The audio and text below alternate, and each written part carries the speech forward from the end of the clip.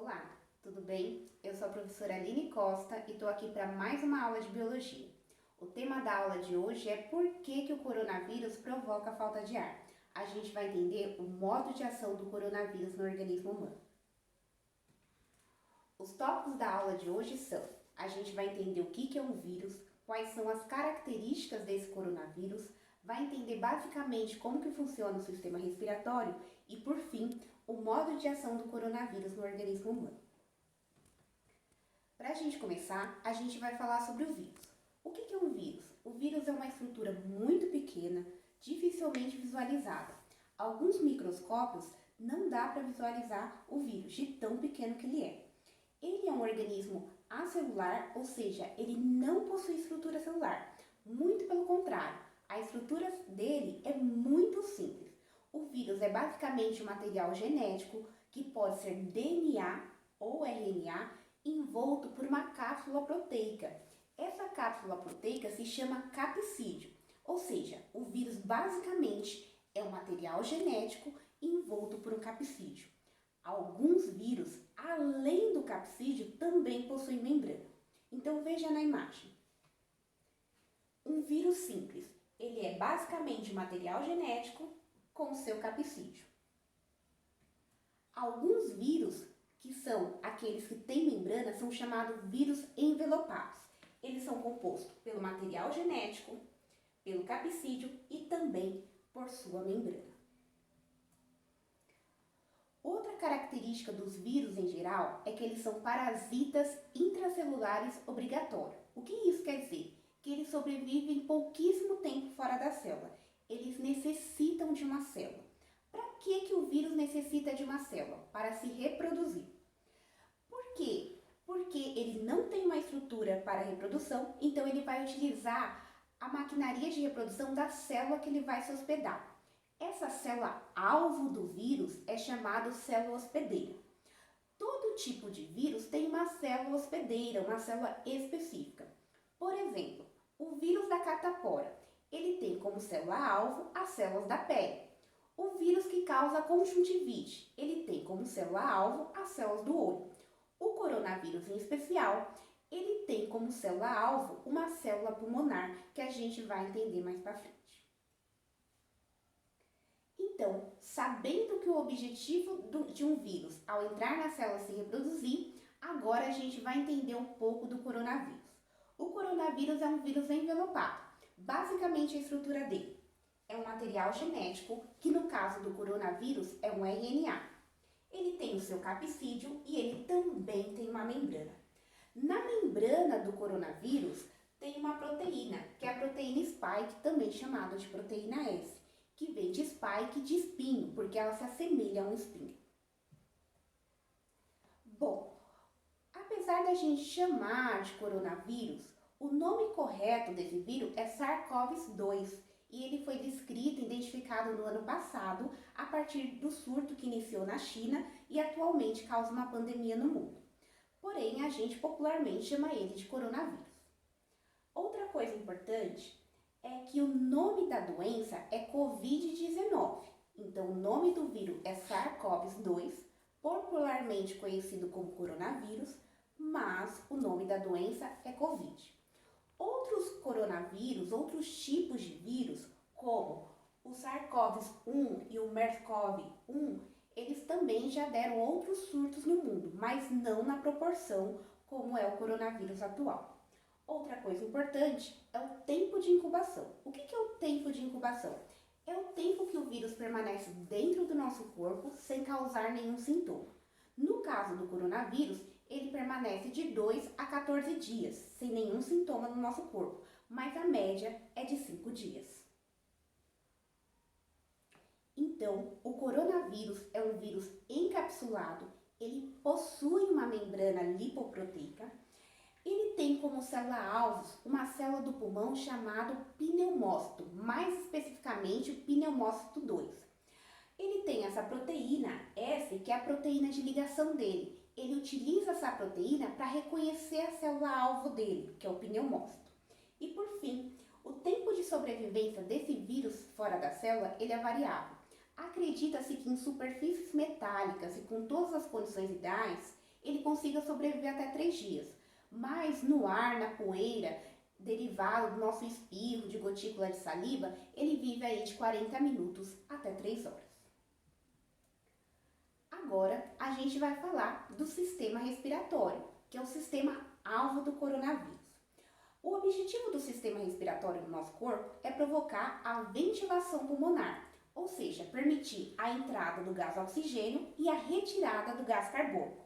Então, o objetivo do sistema respiratório é levar gases até a corrente sanguínea, no caso o gás oxigênio, e retirar os gases da corrente sanguínea, que é o gás carbônico. O sistema respiratório, ele é composto de várias estruturas, como a cavidade nasal, a faringe, a laringe, a traqueia e o pulmão, que é formado por outras estruturas, que é os brônquios, os bronquíolos e os alvéolos. Então, a ideia, quando a gente inspira, é que o gás oxigênio, ele entre e chegue até os alvéolos, que são sacos alveolares. É justamente nesse local que o gás oxigênio tem que chegar. Por quê? Porque é nesse local que ocorre a troca gasosa, ou seja, a transferência do gás oxigênio do pulmão para os vasos sanguíneos e também a transferência do gás carbônico dos vasos sanguíneos para o pulmão para depois ser eliminado. Então, os alvéolos é o local da troca gasosa. Bom, esse local ele é muito importante. Por quê? Porque ele vai permitir essa entrada do gás oxigênio na corrente sanguínea e a saída do gás carbônico para depois ser eliminado. Só que, desta forma, a gente pode entender um pouco como ocorre a troca gasosa. O nome científico da troca gasosa é hematose. Então, na hematose, o gás oxigênio passa para a corrente sanguínea, enquanto o gás carbônico é eliminado da corrente sanguínea para os brônquios.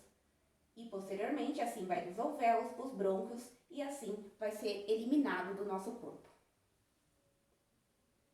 Então, a partir dos sacos alveolares, a gente tem a hematose, que é nada mais que a troca gasosa que ocorre no nosso corpo.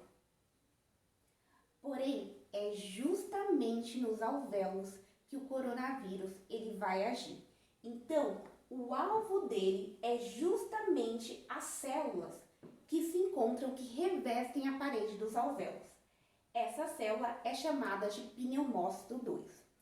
Então, o coronavírus, quando ele chega nos alvéolos, ele identifica os pneumócitos, que são as células que revestem a parede dos alvéolos. Como que ele consegue identificar a célula-alvo dele?